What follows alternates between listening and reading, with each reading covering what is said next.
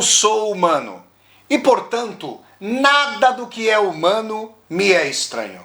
Assim falava o poeta e dramaturgo romano Terêncio, e assim falo eu, Flávio Ricardo Vassoler, escritor, professor, youtuber e nômade, fiel como os pássaros migratórios. E hoje, em mais uma resenha de filme aqui do meu canal do YouTube, Flávio Ricardo Vassoler, eu trago para vocês uma discussão sobre uma das maiores obras da história do cinema, Persona, obra-prima do grande cineasta sueco Ingmar Bergman, filme de 1966 que configura, a meu ver, uma das mais profundas discussões sobre a natureza da dor, da culpa e da própria loucura.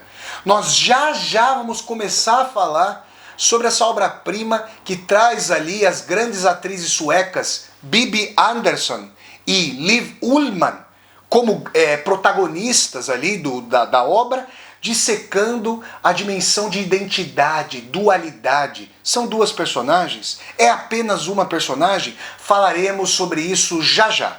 Mas antes, aqui com o meu reloginho do tempo para controlar o tempo da resenha, já que agora no meu canal eu sou a equipe de mim mesmo para coordenar tudo isso, reloginho que tem mais de 20 anos e foi um presente da minha querida irmã, eu converso com você que está assistindo a essa resenha e que está chegando ao canal pela primeira vez. Se você está chegando ao canal justamente pela primeira vez, seja muito bem-vindo e bem-vindo. Eu peço que você se inscreva aqui no canal, toque a sinetinha para poder receber as notificações. E se, ao final dessa resenha, você gostar do conteúdo da discussão, dê um like no vídeo, curta o vídeo, dissemine esse vídeo pelas redes sociais, para que nós possamos chegar a cada vez mais e mais pessoas. E mais, deixe o seu comentário aqui embaixo desse vídeo, para que nós possamos conversar. Tudo bem? Então vamos lá, gente. Persona, obra-prima, sempre olhando pro reloginho, obra-prima do cineasta sueco Ingmar Bergman. Do que trata o filme Persona? Em primeiro lugar, a gente tem que dissecar o título da obra. Persona, gente, é uma palavra com uma raiz artisticamente antiquíssima. Por quê? As máscaras do teatro grego, máscaras de sorriso, máscaras de tristeza, máscaras muitas vezes em que metade da boca sorri, metade da boca demonstra tristeza, choro, ranger de dentes, elas eram máscaras com as suas cavidades para os olhos e para a boca. Através do buraco da cavidade destinada para a boca, o som passava. Então a persona, o através do som, era a representação dessa máscara. Então quando nós falamos de uma persona, e aí isso vai dar em personagem, e isso vai dar em personalidade. Quando nós falamos da persona, nós falamos de uma máscara. E comumente se diz que nós colocamos uma máscara e depois retiramos essa máscara.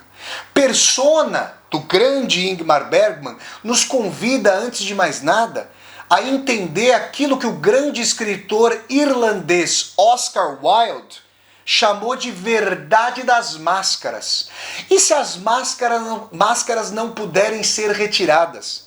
E se as máscaras nos forem ontológicas, essenciais, nos forem identitárias? E se a máscara se confundir com a nossa própria pele?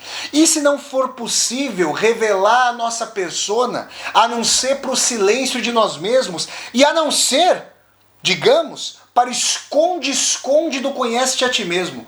Quantos segredos recônditos nós não queremos, primeiramente, admitir aos demais, mas há segredos que nós não gostaríamos de admitir sequer para nós mesmos e nós mesmas. Então, Persona é, antes de mais nada, uma investigação sobre essa dimensão recôndita do ser. O filme é extremamente minimalista, é quase um monólogo dialogado, né? Parece uma contradição nos termos, mas a Bibi Andersson, que é uma atriz muito recorrente ao longo dos filmes do Bergman, faz o papel da enfermeira Alma. Vejam o nome dessa personagem. alma, que obviamente vai se ligar à palavra latina alma, que vem de ânima, de sopro divino, sopro de vida. Ela é uma irmã. Aí vocês podem falar, mas peraí, ela é religiosa? Não. Ela é uma enfermeira, então a gente imagina a princípio que ela está trabalhando num hospital, ela trabalha no hospital como enfermeira, e pode se tratar de um hospital religioso, por isso ela é chamada pela psiquiatra responsável ali pelo hospital de Irmã Alma. Muito bem. Está internada no hospital a atriz Elisabeth Vögler. Vejam vocês, que é interpretada pela talentosíssima Liv Ullmann. E a atriz está ali no quarto e ela não fala nada, ela não se expressa, ela não se exprime, ela não esboça afetos, desde uma interpretação da peça Electra, que remonta, obviamente, ao grande mito grego, né? A grande construção grega teatral. Eu quero dizer a vocês que na construção da psicanálise, o complexo de Electra é a contrapartida feminina do complexo de Édipo. Se em Édipo nós temos um filho que duela com o pai pelo amor proibitivo, um tabu incestuoso, pelo amor em relação à mãe, o complexo de Electra envolveria o duelo entre filha e mãe pelo amor do pai. A gente vai perceber que essa colocação do Bergman ali, fazendo com que a Elisabeth Vögler ficasse muda depois de interpretar o papel ali de Electra, não é nada aleatória, como na verdade nada desponta com gratuidade na obra desse grande cineasta sueco. Mas é importante dizer que há uma reconfiguração dos papéis. Por quê? Porque a princípio nós imaginamos que quem está prostrada é a Elisabeth Vögler e que a Bibi Andersson, que faz o papel da irmã Alma, enfermeira, vai tentar ajudá-la. E o que acontece? A psiquiatra conta sumariamente no começo do filme o caso que está acontecendo clinicamente com a Elisabeth Vögler, e então a irmã Alma vai até o quarto dela e começa a conversar com ela. Faz com que ela reaja, fala sobre o tempo, fala sobre banalidades. Quando ela liga uma transmissão radiofônica com uma música e com uma parte de uma peça teatral, a Elisabeth Vögler reage para desligar o rádio. Mas ainda assim, é importante dizer que ao longo de todo o filme, a Liv Ullmann, que interpreta justamente a personagem Elisabeth Vögler, quase não diz nada. Por que eu digo quase? Vocês logo vão ver. Então, a princípio, nós, espectadoras e espectadores, achamos que se trata claramente de duas pessoas, de duas mulheres, de duas personagens que estão ali interagindo, na verdade, uma falando e a outra mais ouvindo, quase não reagindo, mas aos poucos elas vão demonstrando, principalmente a Elisabeth Vögler, vai demonstrando, ainda que silenciosamente, ainda que em sua mudez, algumas expressões faciais, ela sorri, ela reage e assim por diante. Muito bem. Acontece que num determinado momento, a psiquiatra diz que as duas poderiam ir para sua casa de veraneio, que fica ali no litoral sueco, e aí os telespectadores e as telespectadoras do Sétimo Selo vão se lembrar, esse grande filme do Ingmar Bergman, que eu já resenhei aqui no canal, vocês podem assistir a resenha que eu fiz de O Sétimo Selo, vão se lembrar do litoral ali da praia que dá início ao filme O Sétimo Selo. Elas vão para uma casa de veraneio. A casa é uma coisa formidável, porque você abre a porta, já está praticamente junto à praia, uma coisa formidável. E é um tratamento que nós, venhamos e convenhamos, é bastante heterodoxo, porque uma psiquiatra recomenda que uma enfermeira vá com a paciente até a casa de veraneio e passe todo o verão por lá. Bom, é o que vai acontecer. As duas, que supostamente são duas, olha que eu já estou usando um advérbio, supostamente são duas, vão para lá.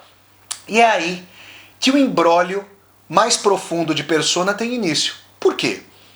Porque é o seguinte, desde o começo do filme, nós temos algumas imagens desconexas. Uma cabeça de carneiro que é decepada, mostrando as vísceras do carneiro. Aparece ali um menino, um jovenzinho, digamos que um pré-adolescente de uns 13, 14 anos, deitado sobre uma maca, com um lençol sobre si. Se ele cobre o corpo todo, fica a cabeça descoberta. Se ele cobre a cabeça, ele descobre os pés. É como se ele cobrisse um santo para descobrir o outro, digamos assim. E isso é uma imagem bem sintomática por tudo que vai acontecer na trama, ou que pelo menos vai ser dito que acontece na trama, como eu vou falar para vocês. E numa cena emblemática, que virou até o cartaz de Persona, esse menino vai até uma tela e toca nessa tela o rosto desfocado justamente da irmã Alma, que é a personagem interpretada pela Bibi Andersson. A gente não sabe por que isso está acontecendo. E na verdade, ao fim do filme, talvez nós não saibamos mesmo. Persona parece uma trama que nos faz entrar por uma floresta densa, que precisa ser a cada momento desfolhada para que nós consigamos andar e ver alguma coisa. Imaginem vocês, né? A gente tem a divisão daquela floresta com pouca densidade, através de cujas árvores nós conseguimos caminhar. Persona justamente é o mais denso da floresta amazônica nesse sentido. É uma floresta densa a ponto de não passarem os raios de luz e não alcançarem o solo. Imaginem vocês. Então, o que acontece? Quando a Liv Ullmann quando a Elisabeth Vögler e a irmã Alma, a enfermeira Alma, vão ali para casa, começam as conversas, aquilo que eu estou chamando de monólogo dialogado. Por quê? Só a Alma fala. A Elisabeth Vögler ouve. No máximo reage, sorrindo, se comiserando, abraçando e assim por diante. E o que é revelado? Bom, são revelados os segredos mais profundos. A psiquiatra já havia conversado com a Elisabeth Vögler e havia dito que ela estava em silêncio porque ela não conseguia interpretar mais a sua pessoa fora dos palcos. Vocês ouviram bem, parece um paradoxo. Na verdade, ela interpretava personagens sobre os palcos, mas o que a psiquiatra diz que a Elisabeth Vögler estava fazendo era não aceitar que o seu próprio ser fosse transpassado por papéis que não lhe diziam respeito. Papéis que ela considerava não essenciais, que não tocavam o seu ser mais profundo. Ainda mais quando esses papéis se mostravam retráteis, fugazes, abandonados de sentido, num mundo sobre o qual talvez um Deus paire, mas um Deus silencioso, ausente, distante, que nos aliena e que se aliena. Vocês estão percebendo? São temas recorrentes ao longo da obra do Ingmar Bergman e eu falei sobre essas questões na minha resenha do Sétimo Selo, de modo que vale muito a pena para você que está assistindo a essa resenha de Persona, ver também a resenha do Sétimo Selo, que foi a primeira resenha de filme que eu fiz aqui no meu canal do YouTube, tá bom? Vamos continuar aqui. A irmã Alma parece, em face da Elisabeth Vögler, uma pessoa mais pragmática, mais comezinha, eu sempre olhando o reloginho aqui, gente, mais pragmática, mais comezinha, que aceita a vida como ela é, vai para o seu trabalho, pensa contribuir, vai se casar com Karl Heinrich. Parece uma mulher dedicada, fiel, voltada ali para uma potencial maternidade e tudo mais. Mas isso está mais na ordem da aparência. O que Persona quer, personificando não a máscara, não a epiderme, mas a derme, o profundo, é chegar à essência mesma dos conflitos e angústias, até que eles beirem o penhasco da loucura. Por quê? Porque, com o tempo, o que a Alma quer é revelar a si própria para a Elisabeth Vögler. E é curioso uma revelação unilateral quando alguém fala e a outra ouve. Será que a Alma não está falando apenas e tão somente para si mesma? Será que ela não conversa consigo mesma? Será que a Elisabeth Vögler não é muito mais uma representação do eco das angústias da Alma? Essa é uma questão que transpassa o filme. Vejam, A Alma tem o cabelo curto e de tom mais loiro. A Elisabeth Vögler tem o cabelo longo, de um loiro mais escuro. A Alma é um pouco mais baixa. A Elisabeth Vögler é mais alta. Elas se complementam nas suas diferenças como o yin e o yang, potente e fraco, quente e frio, masculino e feminino, voraz e entorpecido.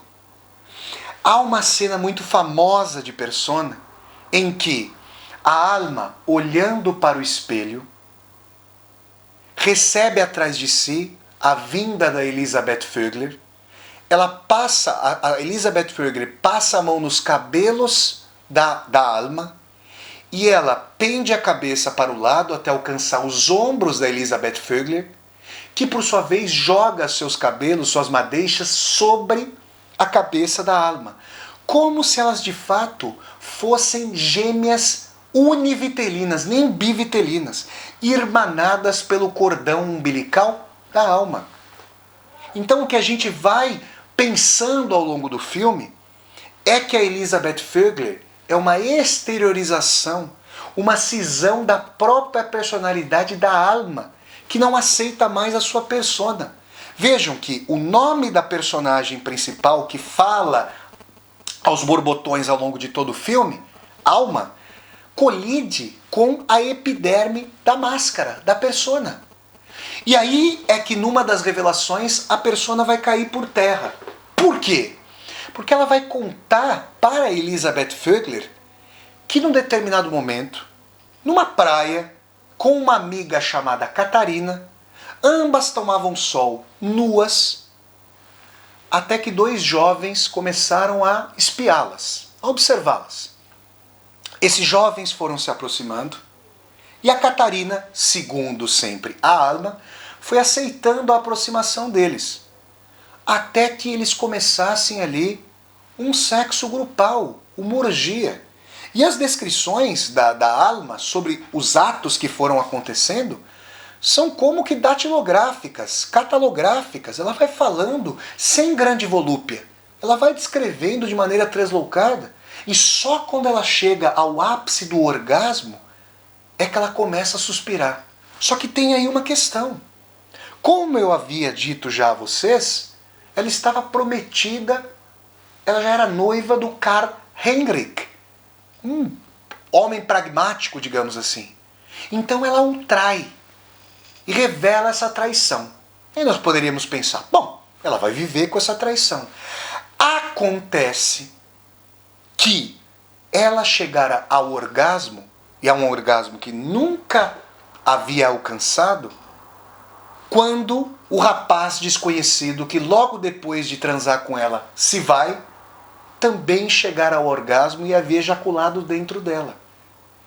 E acontece que, segundo os relatos da Alma, e nós não temos como saber se ela é fidedigna nesse sentido, se ela está falando dentro do espelho de si mesma, dentro do seu ambiente de loucura e alienação em relação à realidade, ou se isso de fato é factual, é efetivo, ela diz que acaba ficando grávida. E sabe o que é mais curioso? Quando ela chega em casa naquele dia e encontra o Karl Henrik, que jamais poderia imaginar que a noiva acabara de traí-lo, ela faz amor com o seu noivo de maneira tresloucada e tempos depois fica grávida. E aí é que é a questão. Grávida de quem? Do amante furtivo ou do seu noivo? A questão é que o noivo vai pedir que ela aborte. E ela vai abortar. Ela queria ou não queria, vai conversando com ele e de fato faz um aborto. Então percebam, quando ela conta sobre o aborto, deitada em uma cama de casal, na qual também se deita a Elisabeth Vögler, ela começa a chorar muito. Então nós começamos a perceber que Elisabeth Vögler e Alma são duas faces de uma mesma moeda, dois lados de uma mesma máscara, de uma mesma persona. Um lado que aceita o mundo, luminoso, que vai trabalhar, que acorda cedo, que se vê como uma mãe potencial, e um outro lado que nega quaisquer máscaras, quaisquer personas, que quer a essência de si, que quer buscar uma vida dotada da procura para transpassar o silêncio de Deus, o silêncio de um mundo abandonado pela divindade e pelo sentido. Sabe o que é interessante? Além dessas complementariedades de aparência, há uma cena, também muito famosa em Persona, em que, à direita da tela, a alma corta cogumelos. A alma está vestindo um chapéu claro. E a Liv Ullmann, que interpreta a Elisabeth Vögler, porta um chapéu escuro e também tem os cogumelos na mão. Só que ao invés de ela cortar os cogumelos, ela os analisa, olha de cima a baixo, vê a sua caracterização, vê de que eles são feitos. Não os retalha para fazer alimentos. Ou seja, uma com chapéu claro, à luz do dia, afirma a vida, faz a comida, prepara o repasto. A outra, com o chapéu mais obscuro, analisa, vê, quer entender, tem a face mais noturna, solitária, de não afirmação e de esvair-se da vida. Então esse duelo de persona vai se prolongando profundamente e nós entendemos cada vez mais que a alma fala consigo mesma, que Elisabeth Vögler poderia ser menos uma outra pessoa e mais a exteriorização de um alter ego ou até de uma personalidade cindida, como se a alma fosse transpassada pela esquizofrenia, já fosse uma outra para si mesma. E Elisabeth Vögler, eu quero dizer que Vögler é um sobrenome germanizado que lembra Vogel, do alemão, que se remete a pássaro. E os pássaros têm muito mais liberdade que nós, prostrados com os pés sobre o chão. Então o pássaro tem essa liberdade da qual a alma padecia, porque quando se viu livre para se irmanar com seus desejos e impulsos mais recônditos, acabou incorrendo em algo tresloucado que redundou numa culpa profunda da liberdade. Uma culpa pelo aborto que ela sentia profundamente. Quando falava do filho que não chegou a ser com dor.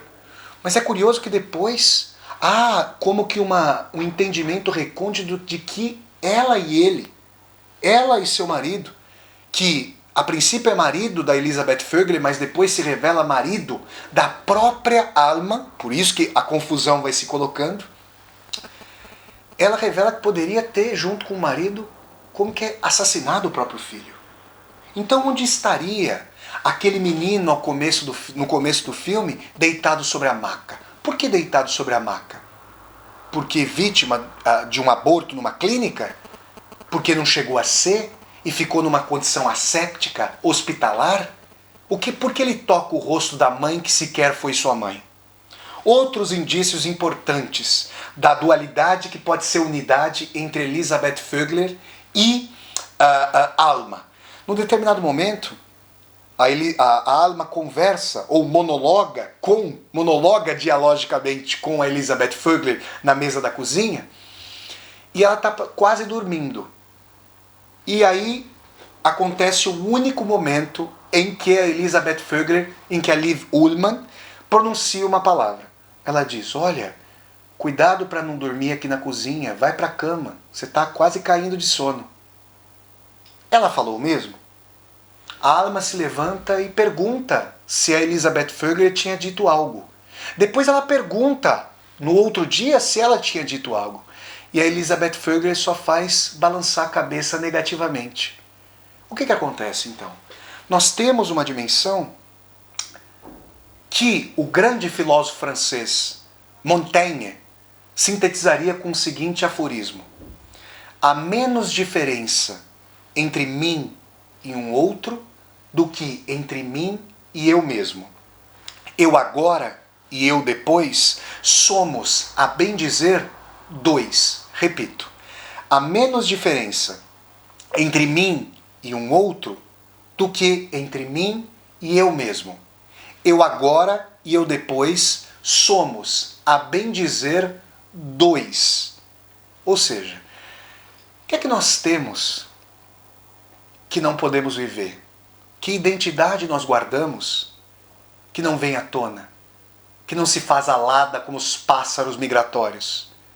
Que dores nós comportamos que nos trazem culpa a ponto de nós querermos encalacrar o passado num porão?